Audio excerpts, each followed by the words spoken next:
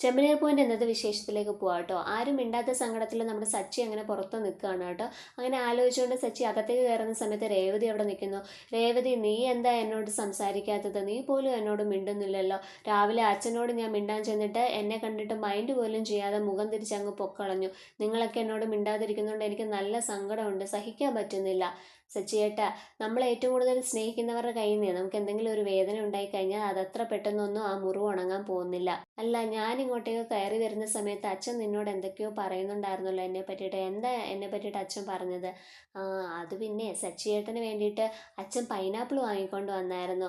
അന്ന് സച്ചിയേട്ടന് പൈനാപ്പിൾ ഭയങ്കര ഇഷ്ടമാണെന്ന് പറഞ്ഞു. അതുകൊണ്ട് ഞാനതെടുത്ത് ജ്യൂസ് അടിച്ച് വെച്ചിട്ടുണ്ട്, ഞാനത് എടുത്തിട്ട് വരട്ടെ എന്ന് പറയാം. അപ്പോൾ സച്ചി പറയുന്നുണ്ട്, കണ്ടോ അച്ഛൻ എന്നോട് ദേഷ്യം ഉണ്ടെന്നുണ്ടെങ്കിലേ എന്നോടുള്ള സ്നേഹത്തിന് ഒരു കുറവുമില്ല, അതുകൊണ്ടല്ലേ അച്ഛൻ ഇങ്ങനെയൊക്കെ ചെയ്തത്. നീ പോയി ജ്യൂസ് എടുത്തുകൊണ്ട് വരാൻ പറയാണ് കേട്ടോ. അങ്ങനെ നമ്മളുടെ രേവതി ജ്യൂസ് എടുക്കാൻ വേണ്ടിയിട്ട് അടുക്കളയിലേക്ക് ചെന്നപ്പോൾ കണ്ട കാഴ്ച എന്താണ്? ചന്ദ്രമതി വളരെ ആസ്വദിച്ച് ആ ജ്യൂസ് ഫുള്ള് കുടിച്ചുകൊണ്ടിരിക്കുകയാണ് കേട്ടോ. എന്നിട്ട് ചന്ദ്രമതി തന്നെ പറയുന്നുണ്ട്, ഇവൾ എത്രയാ ജ്യൂസായി ഉണ്ടാക്കി വെച്ചിരിക്കുന്നത്, സാരമില്ല, എൻ്റെ വയറ് പൊട്ടിയാലും ശരി ഞാൻ ഇതെല്ലാം കുടിക്കും, ഒരു തുള്ളി പോലും ഞാൻ ആ സച്ചിക്ക് കൊടുക്കത്തില്ലാന്ന് പറഞ്ഞിട്ട് ഇത് മൊത്തം എടുത്ത് കുടിക്കുന്നത് കേട്ടോ. രേവതിയാണെന്നുണ്ടെങ്കിലും അമ്മ ഈ ജ്യൂസ്, ആ നീ നിന്റെ സച്ചേട്ടന് വേണ്ടി ഉണ്ടാക്കി വെച്ചിരിക്കുന്ന ജ്യൂസ് ആയിരിക്കും അല്ലേ, അത് ഞാൻ അങ്ങ് കുടിച്ചു. നീ എന്തിനാ അവൻ്റെ ഇത് ഉണ്ടാക്കി വെക്കുന്നത്? അവൻ മദ്യമല്ലേ കുടിക്കത്തുള്ളൂ, അവൻ്റെ വയറ് നിറയെ മദ്യമാണ്, ഒരു ഫുൾ ബോട്ടിൽ വരെ വെള്ളം തൊടാതെ കുടിക്കുന്നവനാ. അവൻ ഈ ജ്യൂസ് ഉണ്ടാക്കി വെക്കേണ്ട വല്ല കാര്യം ഉണ്ടായിരുന്നു? നിനക്ക് വേറെ ജോലിയൊന്നുമില്ലേ?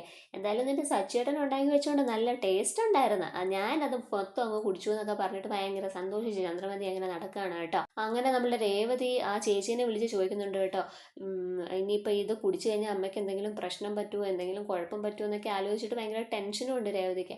അപ്പോൾ അവർ ഫോൺ എടുക്കാത്ത കാരണം നമ്മുടെ രേവതി പെട്ടെന്ന് ആ ചേച്ചിയുടെ വീട്ടിലേക്ക് പോവുകയാണ് കേട്ടോ.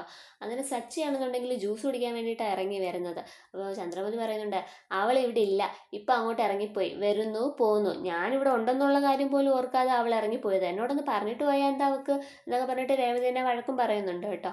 അങ്ങനെ കുറച്ച് കഴിഞ്ഞപ്പോഴാണെന്നുണ്ടെങ്കിൽ ചന്ദ്രമതിക്ക് വയറ്റിൽ എന്തൊക്കെയോ പ്രശ്നങ്ങൾ ഇങ്ങനെ വരുന്നുണ്ട് കേട്ടോ. അങ്ങനെ ചന്ദ്രമതി അവിടെ പോയി ഇരിക്കുന്നുണ്ട്. ആ സമയത്ത് രവിയേട്ടൻ പുറത്ത് പോയിട്ട് വരുന്നുണ്ട്. അപ്പോൾ രവിയേട്ടൻ്റെ അടുത്ത് പറയുന്നുണ്ട്, നിങ്ങൾക്കൊരു തോർത്തിട്ട് തലയിട്ടിട്ട് പൊക്കൂടായിരുന്നോ? ഓ, തോർത്ത് തലയിട്ട് പോകാൻ വേണ്ടിയിട്ടുള്ള വെയിലൊന്നും ഇല്ല ചന്ദ്രമതി പുറത്ത്. ഓ, വെയിൽ കൊള്ളണ്ടെന്ന് വിചാരിച്ച് പറഞ്ഞതല്ല, നാട്ടുകാർ പരിഹസിക്കേണ്ടെന്ന് വിചാരിച്ച് പറഞ്ഞതാണ്. നിങ്ങൾ പൊന്നുമോൻ്റെ അച്ഛനല്ലേ, അവൻ കാരണം ഇപ്പോൾ ആർക്കൊന്നും പുറത്തിറങ്ങി നടക്കാൻ പറ്റാത്ത അവസ്ഥയല്ലേ, അതുകൊണ്ട് പറഞ്ഞത് അവർ തോർത്ത തലയിൽ ഇട്ടുകൊണ്ട് പോകാനായിട്ട്. അപ്പോഴൊക്കെ നമ്മളുടെ ചന്ദ്രമതിക്ക് ഇങ്ങനെ വയറ്റിൽ ഓരോ പ്രശ്നങ്ങൾ വരുന്നുണ്ട്. അപ്പോൾ ഇങ്ങനെ ചന്ദ്രമതിയുടെ ഓരോ ഇത് കാണുമ്പോഴത്തേക്ക് രവിയേട്ടൻ ചോദിക്കുന്നുണ്ട്, നിനക്കെന്താ പറ്റിയത്? ഈ വെരുകിനെ കൂട്ടിലടച്ചിട്ട പോലെ അങ്ങോട്ടും ഇങ്ങോട്ടും നടക്കുന്നു, എനിക്കറിയത്തില്ല എന്താ പറ്റിയത്, എൻ്റെ വയറ്റിനകത്തൊക്കെ ആകെ ഒരു എരിച്ചിലെന്ന് പറഞ്ഞിട്ട് നമ്മുടെ ചന്ദ്രമതി ഇങ്ങനെ നടക്കുകയാണ് കേട്ടോ. അങ്ങനെ ചന്ദ്രമതിക്ക് തീരെ വയ്യാണ്ടാവുന്നുണ്ട്, കുറേ തവണ ബാത്റൂമിലൊക്കെ പോയിട്ട് ആകെ ക്ഷീണിച്ച് വിയർത്തൊക്കെ നിൽക്കുന്നുണ്ട്. അപ്പോൾ രവിയോട് ചോദിക്കുന്നുണ്ട്, എന്താ ചന്ദ്രൻ നിനക്ക് പറ്റിയത്, നീ എന്താ ഈ വാരി വലിച്ച് കഴിച്ചത്, ഇത് എത്രാമത്തെ തവണയാണ് ബാത്റൂമിൽ പോകുന്നതെന്നൊക്കെ ചോദിക്കുന്നുണ്ട് കേട്ടോ. അങ്ങനെ ആകെ ക്ഷീണിച്ച് നമ്മളുടെ ചന്ദ്രമതി കട്ടിലിൽ അങ്ങനെ അങ്ങ് കിടക്കുകയാണ് കേട്ടോ. ഇങ്ങനെ വിളിച്ചിട്ടൊന്നും എഴുന്നേൽക്കുന്നില്ല, ആകെ തളർന്ന് കിടക്കുകയാണ്. അപ്പോഴേക്കും ശ്രുതിയും എല്ലാവരും ഉണ്ട് അടുത്ത്. അങ്ങനെ സച്ചിയാണെന്നുണ്ടെങ്കിൽ വന്നിട്ട് ചോദിക്കുന്നുണ്ട്, എന്താ പറ്റിയത്, എന്താ പറ്റിയത് അമ്മയ്ക്ക്?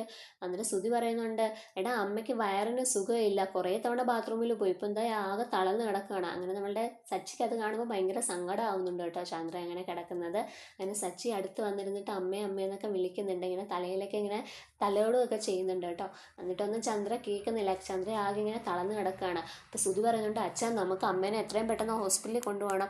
സച്ചി പറയുന്നുണ്ട്, എടാ ഇങ്ങനെ ഈ അവസ്ഥയിൽ എങ്ങനെയാണ് അമ്മേനെ ഹോസ്പിറ്റലിൽ കൊണ്ടുപോകുന്നത്, ഇവിടെ അടുത്തൊരു ഡോക്ടറുണ്ട്, ഞാൻ അവരെ പോയി വിളിച്ചിട്ട് വരാമെന്ന് പറഞ്ഞിട്ട് ഡോക്ടറെ വിളിക്കാൻ വേണ്ടി സച്ചി പോകുന്നുണ്ട്.